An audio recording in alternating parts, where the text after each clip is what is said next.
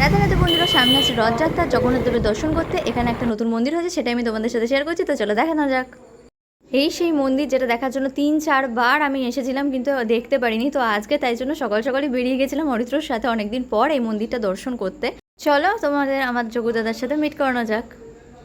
তো এই দেখো, আমার যোগু দাদা চলে এসছে, আর বলরাম দাদা আর সুভদ্রা মহারানী সবাইকে অপূর্ব সুন্দর দেখতে লাগছিল আজকে। তোমরাও দর্শন করো, আর ভিডিওটা ভালো লাগলে অবশ্যই লাইক কমেন্ট সাবস্ক্রাইব করে দিও। আমার পাশে থেকো, ভালো থেকো, সুস্থ থেকো। আর এই মন্দিরটা আজকে এতদিন পর দেখে আমার সত্যি খুব ভালো লাগছে। আর এদিকে দেখো চৈতন্য মহাপ্রভু রয়েছে, গৌর নিতাই দুদিকে দুটো রয়েছে, তো সেটাও আমি তোমাদের সাথে শেয়ার করছি। তো আজকে অনেক দিন পর বিকালবেলা বেরোতে পেরে আমার খুবই ভালো লাগছে। আর যদি সাথে হয় এরকম মন্দির দর্শন, তাহলে তো আর কোনো কথাই নেই। তো ঘন্টা বাজে আমি যোগদাদাকে আজকে জাগিয়ে দিয়েছি। তো তারপরে আমি এখানে একটু ফটোশ্যুট করতে করতে নামছিলাম, তোমরা দেখতেই পাচ্ছ। তো ভিডিওটা ভালো লাগলে অবশ্যই লাইক কমেন্ট সাবস্ক্রাইব করে দাও। চলো আজকের মতো টাটা।